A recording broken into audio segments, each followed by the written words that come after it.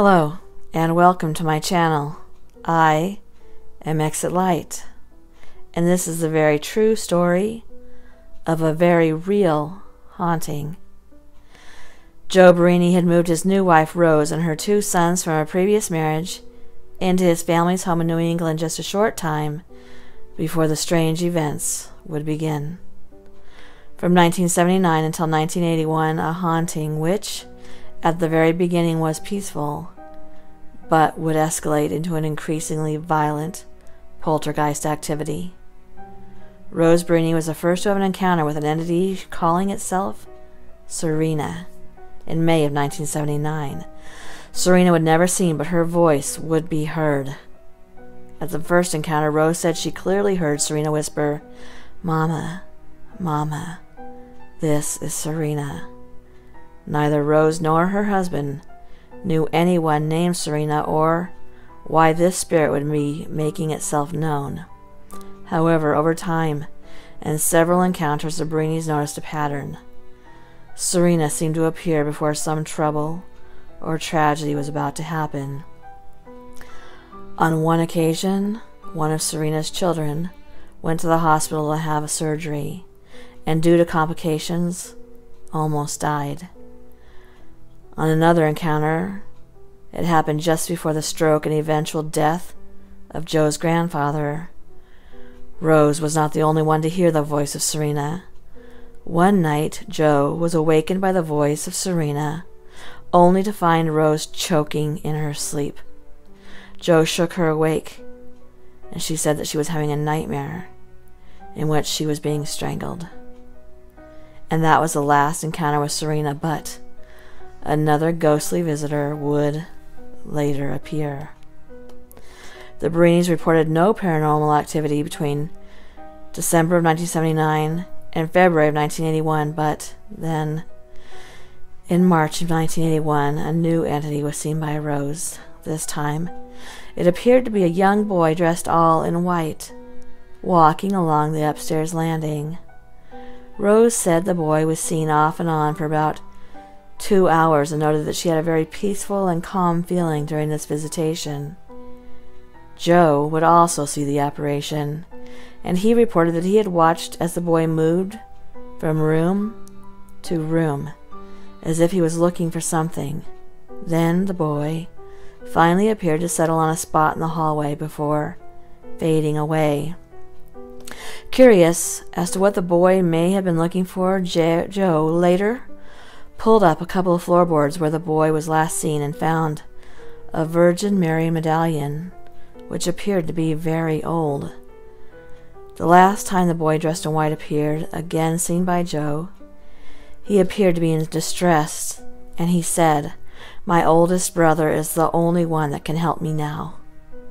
Joe felt that the boy was scared, and soon everyone would know why. Before long, the Berini family began to notice things around the house being moved. At first, it wasn't much, but rapidly escalated into an all-out poltergeist attack.